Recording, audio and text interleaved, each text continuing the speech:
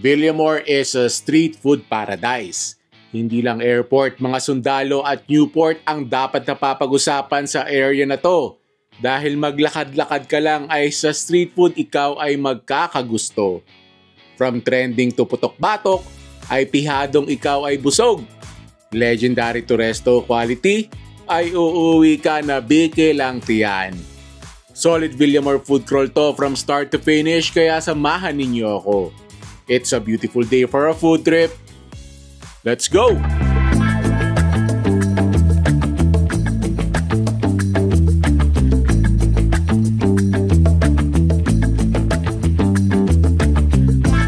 Ako po si Ian, isa po sa may-ari ng Spad Tatas. Ako po ay 19 years old na po at nag-aaral po ako ngayon sa PhilSCA. Ang course ko po ay BSAI. Mahirap na yung buhay estudyante. Bakit naisipan mo pang magnegosyo? Ito na po talaga yung passion ko simula po bata pa dahil na-adapt ko po siya sa aking father na nagne-negosyo rin po.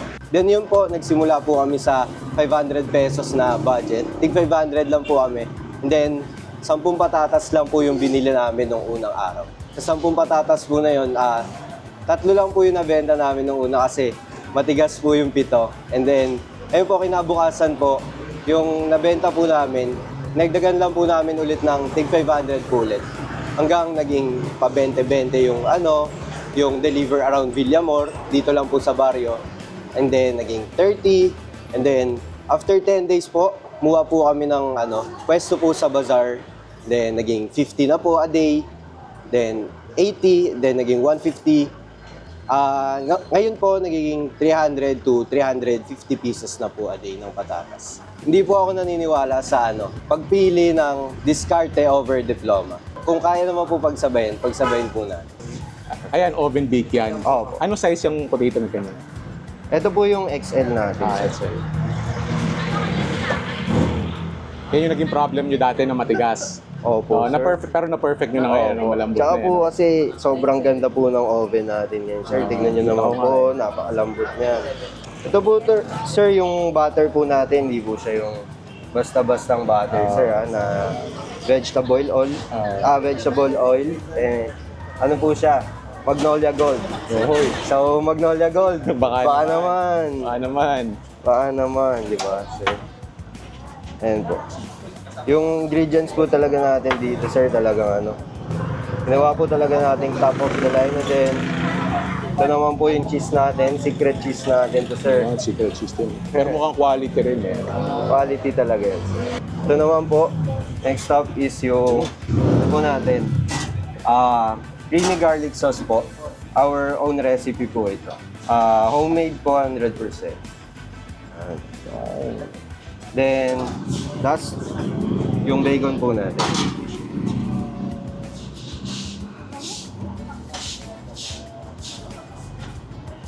Bacon bits. Yan, sir. Ito naman po yung next order natin sa atin is yung cheesy potato na XL din. Tapos, chili con carne. Bango.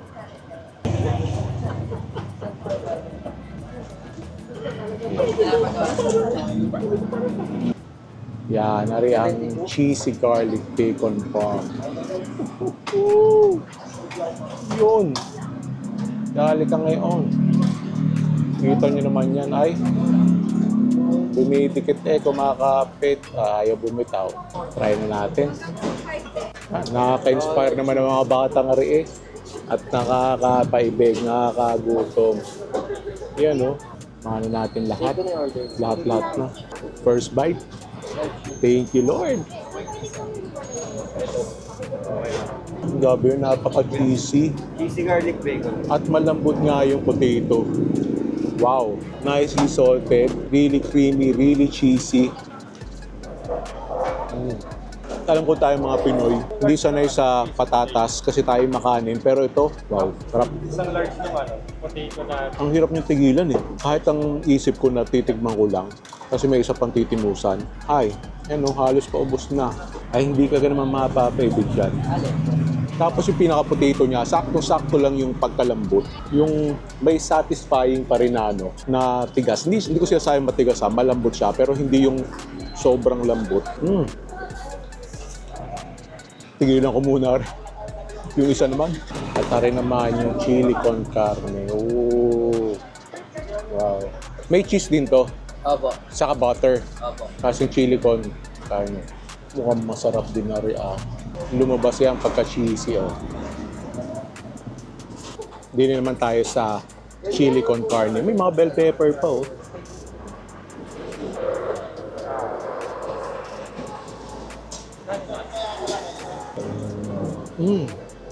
Mas gusto ko to. Gusto ko yung added sweetness nung bell pepper. Wow. Kasi maganda dito sa ginawa nila, yung patatas, parang na siya kumbaga, sama-sama na sila nung butter sa kanyang cheese. Parang iisang element na lang sila. Isang napakasarap, napaka-creamy at napaka-cheesy na element.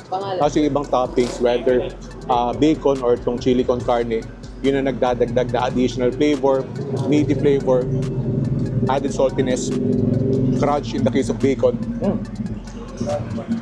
Titingnan nyo, parang medyo pricey, pero kasi naman, ito mo naman na rin makukuha mong ari. Ay, first bite mo pala ang busog ka na. Sulit na sulit. So calling on all teenagers, mga nasa early 20s, sana ma-inspire kayo sa kanila, magtayo kayo ng sarili negosyo nyo. O yung mga kaedaran ko naman, sa yung mga nasa 30s na, sana maging inspiration din sila na kung pinaya nila, kaya din natin.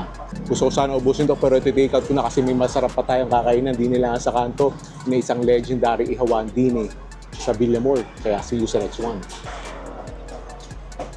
Tanungin mo mga taga Villamor saan sila nag-iihaw-ihaw at karamihan sa kanila ay ari ang sagot. The legendary Ontiveros Ihaw-Ihaw. Yan! Matitimusan na rin kita sa wakas. Garni ang mga mahihirap na ihaw-ihaw may garning marami nakatakip. Yung mahihirapan kang pumili. Tingnan natin isa-isa. Yan, may presyo na rin yan Take note na rin yung presyo. Ari ang Betamax. Ari daw masarap din Yung pork barbecue. Order tayo. Sarap daw yan. My favorite. Tenga. Balon-baluna. Tito. Bihira ang ihaw-ihaw na may gayaan. Bato. Bihira din ihaw-ihaw na may gayaan. Chicken barbecue. Hindi ko kasama si Macy's. Order sana ng tiempo. Tapos, pusit. Wow. Okay, hindi laki din ng pusit Paanong manok. Isaw baboy. Saka bulaklak. Order ako ng bulaklak. Bituka ng manok. Syempre, classic yan. Atay ng manok. Saka hotdog. Uy, may papaitang baka sila. Parang kasarap na rin. Tapos may gatang laing sila. Meron din boneless bangus. Saka steamed tilapia. Ang sarap na rin. Papaitang baka. Kita nyo ang dikit ng apoy na yan. Galit na galit. Ako si Alegria Ontiveros. Nagsimula po kami noong 1983. Konti-konti lang po. Konti-konti lang. Isang kilo lang. Hanggang nakilala po kami. Hanggang ngayon, marami nang bumibili. Siyempre, nasarapan sila sa timpla namin. Malinis. Sino pong kalimitan ng mga customer nyo? Taga Lufthansa po. Taga Cebu Pacific. Tsaka mga sundalo rin po. Puro taga Philippine Airlines. Tapos sa tingin nyo, kasi basta ko sabihin na ihaw-ihaw sa Villamor, kayo talaga ang nirekomenda ng mga tao. Tingin nyo, bakit to? Kasi pagka doon ka bumili kay Ontiveros, masarap. Mura pa. Sarap daw rin pork barbecue. Patay sa. Yun, yung may taba agad ang kinuha. Pork barbecue. Tapos, tenga, may favorite. Tenga. Tapos, kuha tayo ito, classic to.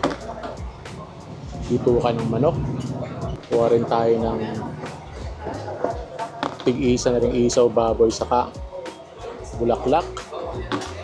Tapos, ano pa kaya? Okay, magsisisig. Dahil bestseller nila yon, magdadagdag pa tayo. Aring tito. Sige, order tayo ito. Tari nga bihira sa mga ihaw-ihaw. Yan, ayos na rin. Saka sisig. Talo-talo na rin. Yun, ang sisig pala, doon din sa ihaw-ihaw. Yan, sinalang na. Nalagyan na yun. Mantikilya. Yung sisig niya, ano din, pisngi ng baboy? Saka may laman. Yung sisig magkano? 130. Ari daw sadya ang combo din eh. Ihaw-ihaw saka sisig. Kaya gumaganda na ang kulay. Yun, nilagyan na ng magic sarap. Kaya nabutos ka na. Yan ang gusto ko. Tostado. Yan, pagkato na. Sisig na laang. Pwesto na. Yung. Tapos yan, may dining area sila din eh. Wala pa masyadong tao kasi maaga pa, alas 5 pa lang. Pero daw, paggabi sadya ay maraming kumakain. Bili tayo para maliwaliwanag. Yung sisig nila Kapampangan style. Yung walang mayo saka walang itlog. Yan, na rin ang ating pagsasaluhan. Sisig, ihaw-ihaw, may libreng sabaw ng baka saka kanin. Nice!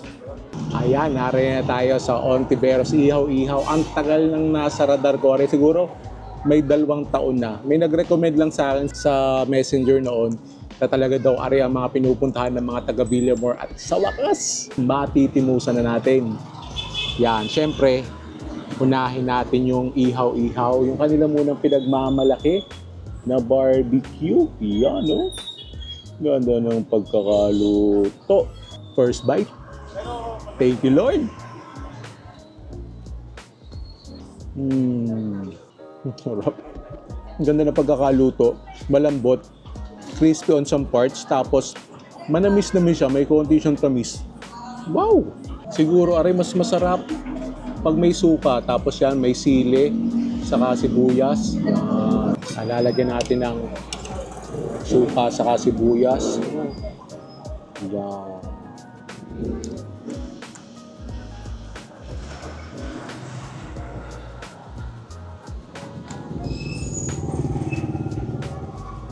Sarap. One down. Bukan naman natin ring sisig yan. Looks good din, no? Sorry daw ay may pisngi, may konting laman, saka atay.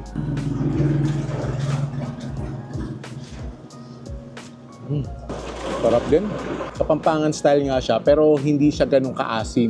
Kaya yan, may kalamansi. Ating mas pasasarapin. Gawin natin maigi. Tapos, dinin na tayo ngayon magkakanin. Siguro ginagawa ng mga tao din eh. Di o-order ng kanya-kanyang ihaw-ihaw tapos o-order na sisig, pagsasaluhan nila. Pero pag karne ang tenga, hindi yan pagsasaluhan. Akin lang ang kumuha ka ng iyo. Lagyan din natin ng sili.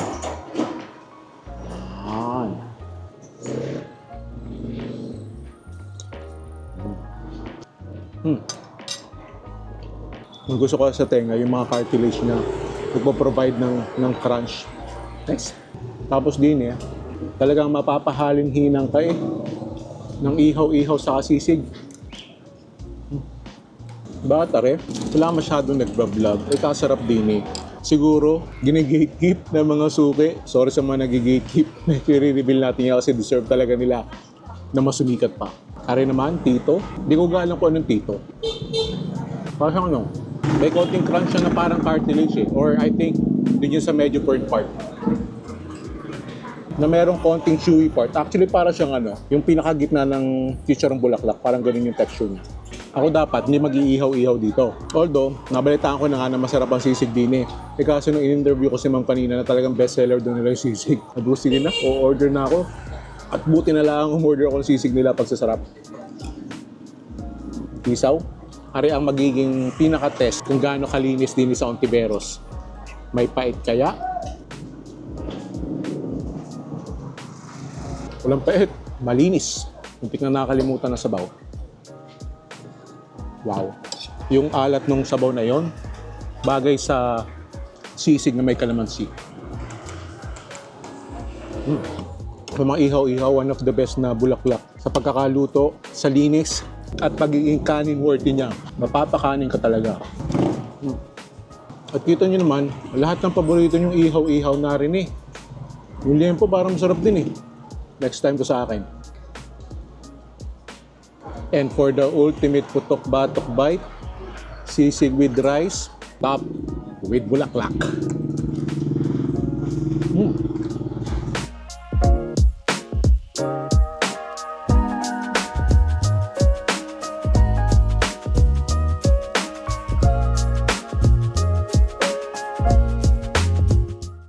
Baka akala nyo, lumiban na tayo ng Newport at ang datingan na rin parang modern Filipino restaurant.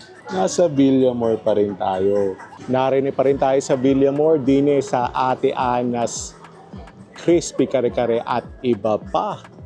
Kaya tayo nagpunta din dahil are ay top rated. Sino may sabing top rated? Ay yan, top rated ayan. At are ang highly recommended ng karamihan. Kakatuwa ang drawing ng kare-kare na iyo. Kala may lomi overload na. Merong Shanghai, merong rebusado, merong cordon bleu. At kakatuwa, pinapakita nitong Ate Anas na din sa Villamor ay talagang mura ang mga pagkain. Biruin mo, katabi lang rin ng Newport na napakaganda naman doon at napakasasarap ng pagkain. Nakakain na tayo dyan sa Gordon Ramsay. Kaso medyo pricey at talagang pricey naman talaga. Nakakatuwa, nakatabi lang ng Newport, yung Villamor, may mga mura kang mga kainan. Pero titingnan natin kung masasarap din naman. Yan, ari ang menu nila. Ang pinaka best seller daw din ay yung kanilang crispy kare-kare dahil panalo yung bagnet daw din. Tapos, yung crispy kare-kare talaga yung highly recommended din. And mura, affordable. $220. Nag-iisip akong umorder ng iba kaso medyo busog pa yung crispy kare-kare na lang ang ating titimusan. At bad ang serving nyo sa presyo. I'm seeing several huge chunks of bagnet. Yan. Ang crispy Tapos yung kare-kare sauce na creamy at yan nagmamantika yan Tapos may talong, etchay, at iba pang gulay at syempre alamang. Sarap na rin sa kanin. Ay parini kayo at ako'y saluhan nyo din O syempre, bagnet agad. Tapos yung sinasabi ko nagmamantika na kare-kare sauce. Wow. Look at that. Ay hindi ka nakataibig dyan. First bite. Thank you, Lord.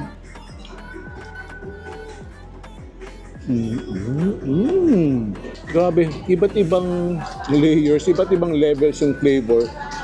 Pagkagat mo, siyempre, yung crispy na bagnet, and then yung sa kare-kare sauce, una yung heavy na peanut flavor, tapos may konting tamis. Wow! And yung pagka-oily niya, malalasahan mo rin. Sarap. Ito lang, medyo kulang sa alat, pero kasi talaga, ito ang kapartner niyan. Kita nyo yung alamang na yan na nagmamantika. So I think talaga hindi nila sinagad ang alat na rin. Kasi yan ay lalagyan mo noon. Yun, may sumama na talong. Sarsa. Tapos, ari nga. Alamang yun. Hindi na yung sinasabi sa hula. Yung alat, di naman gagaling. Just in case lang, hindi kayo mahilig sa kare-kare na heavy on the peanut flavor. At ba't nga naman kayo magkare-kare kung hindi nyo trip yung heavy na peanut flavor? This is not for you kasi talagang heavy yung peanut flavor niya. Tapos yung pinaka-bagnet niya, yung alat niya, saktong-sakto lang. Actually, medyo kulang ng konti kasi kukuha siya ng alat sa pinagsama-sama mo. Pero I'm assuming naman yung pag mga ibang standalone nila na bagnet dishes, yun, sakto ang alat niya. Actually, kahit itong sarsa lang, tapos lagyan mo ng alamang, ay, talo-talo na iyan. So siguro to kaya din ng mga 3 tao kasi yung sarsa naman niya, pwede sa kanin. Order na lang kayo ng tig-iisang kanin. Pero now I see kung bakit ito ay top rated. Good find. Dito sa Villamor. See you sa next one.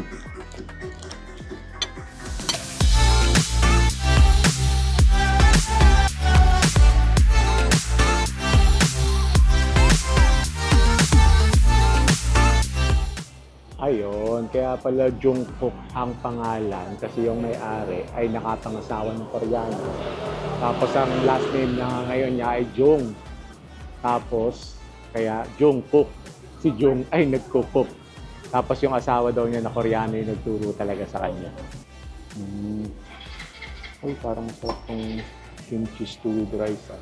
Sige, isang kimchi stew with rice. Wala nang maganda ako. Sulakan at umaaspok. Tapos yan, may mga side dishes pa. Masulit nga naman. Yahoo! Nice. So I'm seeing onion, kimchi.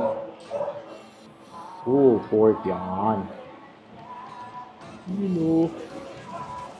Sarap na rin. Yan.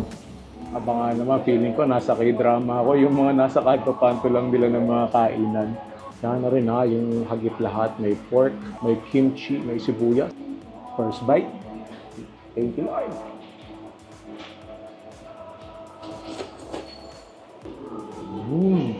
Wow, that is legit. Sarap. Sarap ng sabaw eh. Yan no. Yung sabaw eh. Most likely homemade yung kimchi nila. Ang sarap. Ooh. On a cold night, sarap na rin. Baka kaya kang operating hours nila ay gabi. Dahil rin bagay na bagay talaga sa gabi. Ang tayo magkakanin na. Nakapagkutsara na. You know, may hiwalay na kimchi. Try natin.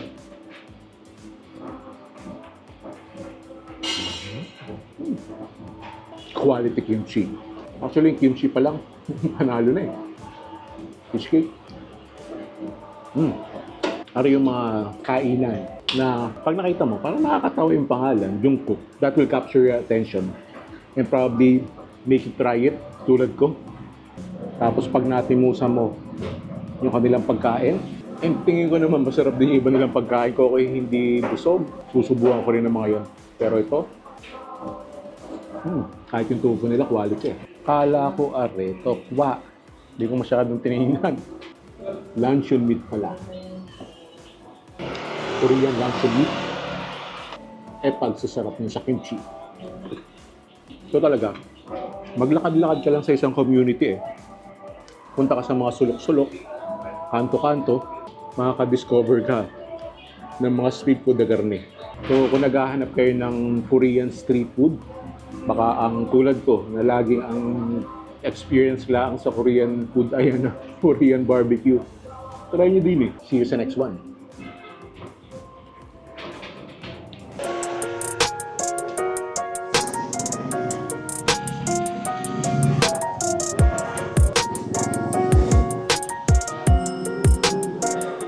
Malupit ang last stop sa ating Villamor Food Crawl. Din tayo sa Poy Pares. Actually, dapat iba yung kakainan ko eh, kasi na-vlog ko na to dati eh. Kaso naman nakaambon.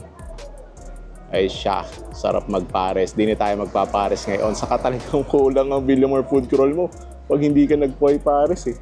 Yan, ari yung presyuhan niya. Din tayo sa Poy Overload 1. Para nandun na lahat ng materyales, bone marrow, tapos may beef, tumbong, mata, balat, utak sa rice. Anong laman yan, bossing? Pares din, bossing. Pares din? Tinitimpla pa lang. Oh, mga grabe mga taba yan. Yung mga ano, kasama sa timpla yung mga bone marrow na yan. Pinapalambot yan dyan. Tapos, yun. Yan, ang utak. Yan, luto na ang utak. Yun ang sabaw nyo. Quality talaga yung sabaw nyo. Oh. Deadly. Tapos, ariyan, pag napalasahan na, ari na yan. Yan na yung pinaka-quality na sabaw talaga. Yung talagang hinahanap-hanap ko na sarap ng street pares yung. Yan, ari yung lechong kawali niya. Ari yung laman. Ari naman yung tumbong. Tapos, ari yung balat ba? Paubos na. Tapos mga gulay sa kapang mami. Yan, gagawin na yung sa akin. Bone marrow na. Wala tayong mata pa, bossing. Palitan ko na lang ng bagnet. Sige, sige. Palat yung yung tumbong. Tapos, yan, bagnet. Dahil wala daw mata ngayon, dadamihan na lang ang bagnet.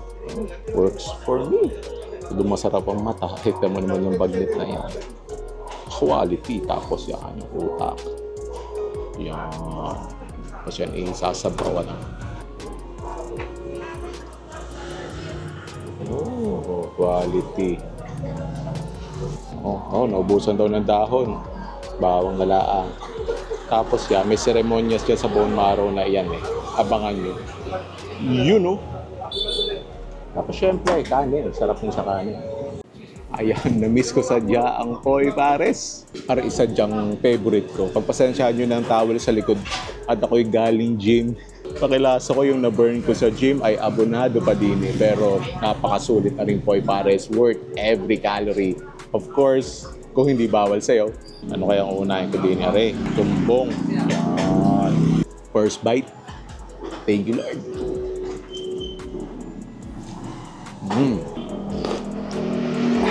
Quality talaga ang sabaw ng Poy Pares. Ang Poy Pares, kung i-describe ko siya, nasa gitna siya ng Kanto Pares saka ng Pares Retiro. Kaya talagang you get almost the best of both worlds. Lagyan lang natin ng konting papalasa yan. Kalamansi, konting patis, konti lang. O sa haluin nating inam yan. Naubos yung chili oil din sa mesa ko humingi. Habang hinihintay natin yan. So, tapos bawat subo mo din dapat talaga lalagyan mo ng sabaw. Masarap ang chili oil din, kita nyo naman yan. Lalagyan natin ng yan, tirahin na natin aring utak na rin. Yan. Ang laki ng utak.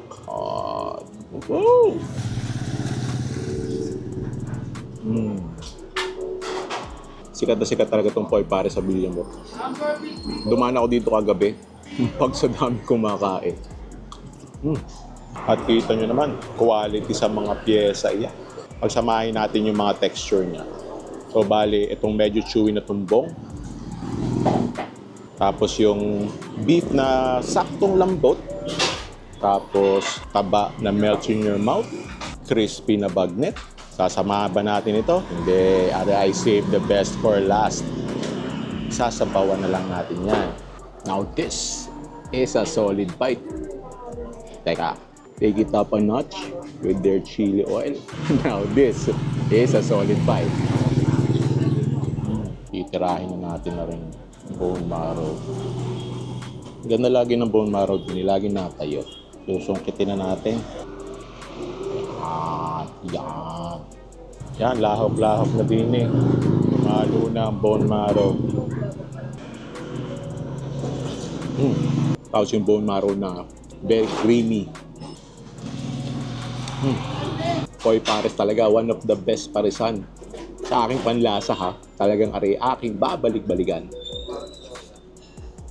Meron pa bang ibang mga hidden gems din sa Villamor na hindi ko napuntahan? Let me know in the comment section, pupuntahan natin yan. Samahan nyo rin ako sa Makati food crawl ko. Click nyo dito, kita-kita tayo doon. Saka syempre, huwag nyo kakalimutan, click on the subscribe button at notification bell para bawat food trip ko, kasama ko kayo. Thank you for watching. I'll see you in a bit.